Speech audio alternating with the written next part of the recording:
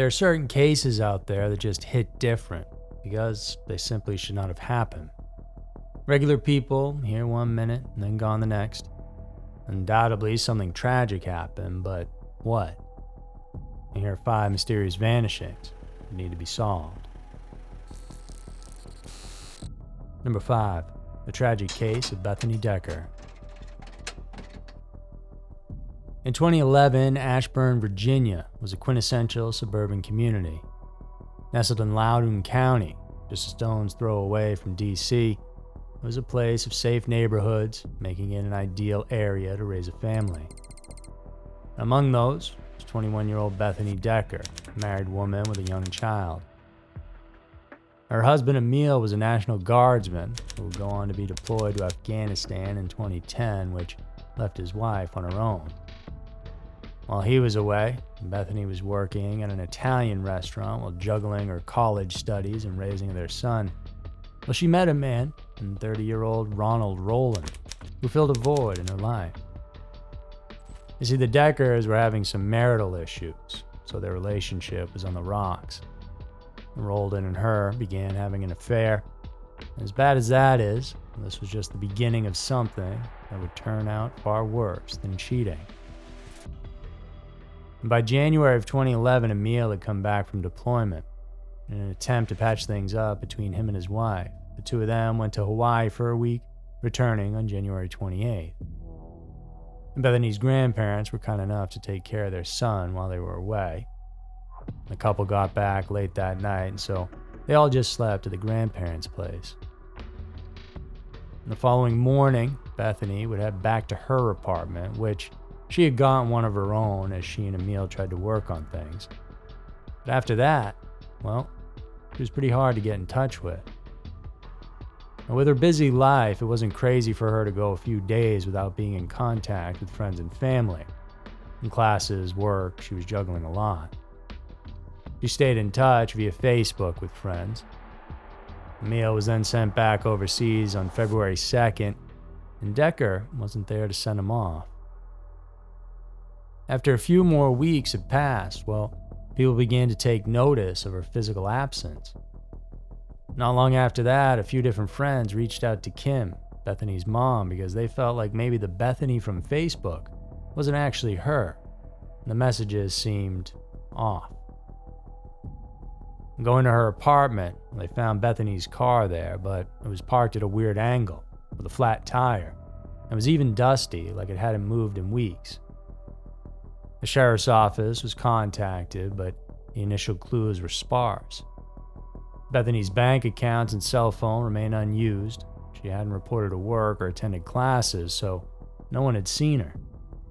The last communication was a call to her employer, confirming her work schedule for the coming week, but that was just about 3 weeks prior. The investigation then focused on the 2 men in Bethany's life, her estranged husband, of course, and her boyfriend, Ronald. Emil, stationed in Afghanistan, was quickly ruled out, though, after he was interviewed and took a polygraph test. Then the attention shifted to Rowland, who had a troubling criminal past and was also known to have a volatile relationship with Bethany. Rowland's behavior right after also raised suspicions, and he moved all his stuff out of her apartment shortly after her disappearance and provided inconsistent statements to the police. Despite extensive searches, including a field near the apartment complex and Rowland's own rental unit, well, no tangible evidence was found linking him to Bethany's disappearance. Rowland, though, a Bolivian national, had a history of criminal activity, including identity theft, which would help explain the Facebook messages, and violent behavior. His relationship with Bethany was marked by control and abuse, with friends noting his demands for constant photo updates to monitor her whereabouts wherever she went. Unfortunately, though, for years there was no direct evidence. But in 2014, Rowland's violent tendencies resurfaced when he was involved in a brutal altercation with his then-girlfriend, Vicky Willoughby, in North Carolina. During a dispute, Vicky pulled out a gun and shot him twice, but he managed to take the weapon from her and proceeded to shoot her 3 times, including once in the head, though both managed to survive. Now charged with multiple felonies, this incident further cast a shadow over Roldan's character and brought renewed interest in his potential involvement in Bethany's disappearance. Decker's then-boyfriend was arrested in November for attempted murder of his new girlfriend. That woman tells the DailyMail.com Ronald Roldan told her things which could implicate him in Decker's disappearance. It took a few years to build the case, but finally in 2020, police had enough to charge Roldan with second-degree murder while he was incarcerated for what he had done to Vicky. He pled guilty, and as part of the bargain involved in order to lessen his sentence, he divulged what he had done to her. Pissed off that she had gone to Hawaii with her husband, he met her at the apartment the morning that she had come back, where he claims he pushed her. She tripped and hit her head on a windowsill. Realizing she was dead, he panicked and disposed of her in a trash compactor, effectively erasing any physical evidence of her existence. For the crime, Roldan was sentenced to 40 years in prison, maximum permitted for second-degree murder. Number 4. Gone in the Night, Stephen Kraft Jr. Stephen Kraft Jr. was a vibrant 12-year-old boy living in the Benton Heights neighborhood of Benton Harbor, Michigan. He's been described as independent but social by those who knew him. He was big into drawing and loved taking the two family dogs for walks and roaming around the neighborhood. On the evening of February 15th of 2001, typical cold and slushy day in Michigan, Stephen left his house to play with a friend down the street while his mother prepared dinner. He, of course, took his dogs along with him and was expected to be back by 8 p.m. However, that didn't happen. As the evening progressed and still no sign of the boy, his parents headed out in the neighborhood and questioned anyone who might have seen him. And they lived on a dead-end street, fairly close to a main highway, but nobody had seen anything or run into him. He never met up with his friend. So by 1 a.m., they contacted the police to report him missing. The initial response to Stephen's disappearance was very thorough. Local law enforcement, along with FBI agents who jumped on the case within a couple days, conducted door-to-door canvassing, spoke to registered offenders in the area, and searched the woods and ponds where Stephen often spent time. And he had either wandered off and gotten lost, or, more than likely, someone had abducted him right off the street and then hit the highway.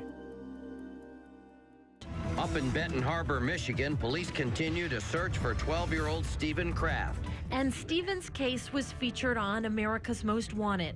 Stephen is 5 feet tall and... A couple days after he disappeared, one of his dogs came home. Another was found wandering a mile away. There are two sides when it comes to the abduction idea, with some believing he was abducted by someone familiar with the area, possibly somebody he trusted. Others say that he might have been a victim of an opportunistic crime, taken by a stranger passing through the neighborhood.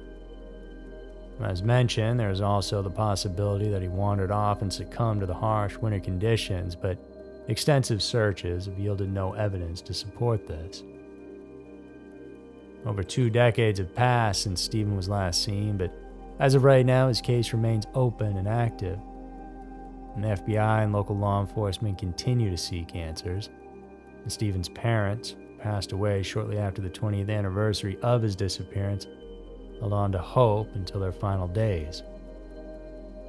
His sister remains proactive, keeping his memory alive and pushing for resolution. Age-progressed images of Stephen have been regularly updated and shared in the hope that someone might recognize him. And if alive, he'd be 35 years old today. Number 3. Where is Rachel Cook? Rachel Cook's disappearance is one of the most haunting mysteries in Texas's recent history. On January 10th of 2002, the 19-year-old college student vanished while jogging near her family home in Georgetown, Texas, and nobody knows what happened to her. Despite the passage of over 2 decades, her family and the community continues looking for answers, holding on to hope that somewhere out there they'll find Rachel. It all went down on the morning of January 10th of 2002, when Rachel, a student at San Diego Mesa College, set out for her usual 4-mile run. It was a routine activity for her, part of her fitness regimen during her winter break while she stayed at her family's. And dressed in a gray running outfit and a green sports bra, wearing Asics running shoes and listening to music on her yellow Walkman with headphones, and she was last seen by the neighbors running just 200 yards from her house. They said it looked like she was done with the run, as if she was cooling down and returning home, but they couldn't be certain. After that, she just up and vanished, and nobody has seen or heard from her since. She was only a freshman at the time in college. In the tight-knit town, the response was immediate and strong. She had been seen on the Navajo Trail by several people, and so that area was searched along with the immediate area around her house and where she was last seen, but there wasn't a single clue that pointed to her even being there, let alone having run into trouble. Her face was then plastered all over Facebook and on flyers pinned up on telephone poles. Despite her story even getting national news attention, Williamson County Sheriff's Office is asking for information on a person in connection to the 2002 disappearance of Rachel Cook. the lack of any leads was frustrating and demoralizing for all those involved, both law enforcement and her family. Because it was the middle of the morning, approximately 9:30 a.m. that she was last seen, and because she was in such great shape as a member of her college track team, well, the idea that a stranger approached her in broad daylight and abducted her seems less than likely. A scream or any sort of struggle would have been heard easily by others in the area, which is why they think Rachel most likely knew her abductor. Perhaps an old high school acquaintance who maybe had a thing for her and knew she'd be home for break convinced her to get in their car, and then what they did to her is anyone's guess.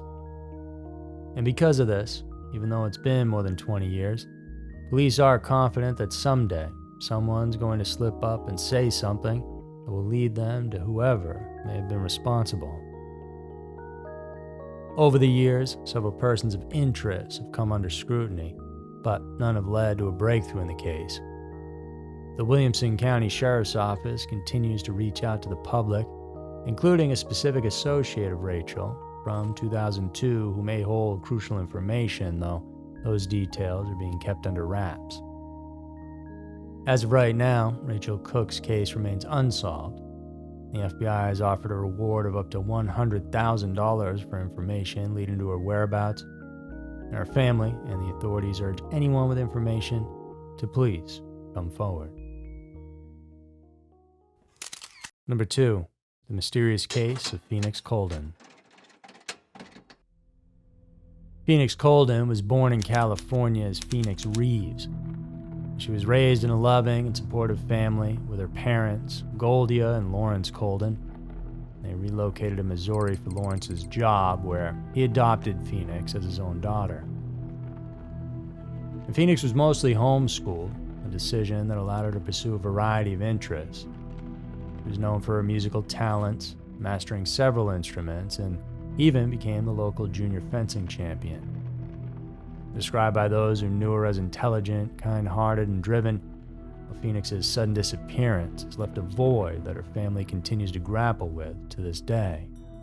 Well, Tom, the family of 23-year-old Phoenix Colden is still searching for answers about her disappearance. They've also created a Facebook page hoping to get answers as to where she is right now. On December 18th of 2011, 23-year-old Phoenix left her family's home in Spanish Lake, Missouri, driving her black 1998 Chevy Blazer. Her father mentioned that she was supposedly simply headed to a nearby convenience store or perhaps to visit a friend. However, she never returned home. Hours later, at 5:27 p.m., Phoenix's vehicle was discovered abandoned on St. Clair Avenue in East St. Louis, approximately 25 minutes from her house. The car was impounded at 6:23 p.m., initially reported to be running when it was found, though this was later proven inaccurate. Despite this crucial discovery, the Colden family was not immediately informed. What's your reaction to the fact that cops impounded that car very quickly, but didn't make the connection that the car they were looking for was in their impound lot for I don't know how long, days. The word hadn't gotten out about the girl being missing, and the St. Louis police looked at the car as more of an annoyance in their day-to-day work than a potential crime scene. In fact, it was only through the efforts of a family friend who was independently searching for Phoenix that they learned her car had been found in a tow lot. The investigation moved forward from there. Inside the vehicle were the young woman's glasses, purse, shoes, ID, and a cell phone bill that had been sent to collections. All this suggesting she hadn't planned to be away for too long. There were no signs of a struggle or any evidence to indicate foul play within the SUV. DNA evidence gathered from the vehicle confirmed that no one other than Phoenix and her parents had been inside. But since she wouldn't go anywhere without many of those personal items, and of course, where the car was discovered, nowhere near where she was headed, it was looking like she had run into a problem, and everyone needed to act fast. From the moment Phoenix was reported missing, her family took relentless action to find her. They raised concerns about the conduct and efforts of the local law enforcement, feeling that not enough was being done. Taking matters into their own hands, the Coldens used their life savings to follow up with every lead. They even engaged with local drug dealers and other criminals, hoping to uncover any information that could bring Phoenix back to them. They also hired a private investigator to aid in the search, but despite their exhaustive efforts, progress in solving Phoenix's disappearance has been minimal. All activity on her bank accounts, cell phone, and social media accounts ceased after she went missing, providing no further clues. Her parents, Goldia and Lawrence, believe that their daughter was undoubtedly taken against her will, possibly at gunpoint. The police seem to think it's possible she left voluntarily, but they don't know Phoenix, and likely that was just sort of a cover-up for their own shortcomings in the case. Coldens have never given up hope and continue to seek answers, despite the significant personal and financial toll the search has taken on them. Number 1. Brianna Maand. Born on October 8th of 1986, Brianna Maand grew up in the small town of East Franklin, Vermont. Nestled near the Canadian border, she was raised on her parents' farm alongside her older brother. From a young age, she showed a keen interest in martial arts and was extensively trained in jiu-jitsu. She was also very independent, and in high school wanted to be closer to a group of friends who lived about 15 miles away. Brianna actually moved out of her parents' place and transferred to Ennisburg Falls High School in order to do so. She was 17 at the time, and despite claims that there were no issues going on with her family, Brianna did seem to be running away from something. Her grades soon fell. After that, she dropped out of high school altogether, opting to enroll in a GED program instead. In the days preceding her disappearance, things were rocky for the young girl. And 3 weeks prior, she was physically attacked by her former friend, Kaylee Lacrosse, at a party. And the attack, believed to stem from jealousy, left Brianna with a broken nose and a concussion. Despite filing charges against Lacrosse, the complaint was dropped shortly after Brianna vanished. On March 19th of 2004, Brianna took a significant step towards her future by completing her GED exam. She celebrated with her mother Kelly over lunch, where she appeared in good spirits and discussed plans for college. However, an unsettling moment occurred during their shopping trip that afternoon, when Brianna seemed agitated by something she saw outside the store. She didn't disclose what had disturbed her, but her mom noticed her change in attitude. And after that, she mentioned that she needed to prepare for her shift at the Black Lantern Inn in Montgomery, Vermont, and so that was the end of the celebration. Brianna left for her shift that day sometime between 3:30 and 4 p.m., after leaving a note to her friend Jillian Stout saying she returned home after work. Maitland clocked out around 11:20 p.m. and drove off in her 1985 Oldsmobile. That car would later be found backed up into an abandoned building just a mile away off of Route 118. The following day, on March 20th, a Vermont State Police trooper discovered Brianna's 1985 Oldsmobile sedan abandoned and backed into the side of an old Dutch burn house about a mile from where she worked. And the scene was strange. The car had actually hit the side of the house. A piece of plywood lay on its trunk. The two of Brianna's paychecks were on the front seat. Items such as loose change, a water bottle, and an unsmoked cigarette were found nearby. And the trooper, suspecting the car was abandoned by a drunk driver, had it towed to a local garage without any further investigation. It wasn't until several days later, when Brianna's family reported her missing, the true nature of the situation began to unfold. And Kelly only learned about the discovery of her daughter's abandoned car 5 days after it was found. Police tried to piece together what happened that night by the eyewitness accounts of people who had driven by and spotted the car. One man reported seeing the vehicle with its headlights on between 11:30 p.m. and 12:30 a.m. Another mentioned a flashing turn signal around midnight. Brianna's ex-boyfriend, who drove by around 4 a.m., thought he recognized the car but saw no one around. The state police initially treated the case with skepticism, considering the possibility of Brianna being a runaway. However, the presence of her ATM card, glasses, contact lens case, and migraine medication in the car suggested something much more sinister.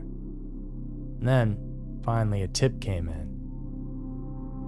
It was anonymous, but said that Brianna was being held against her will at a house nearby in Berkshire.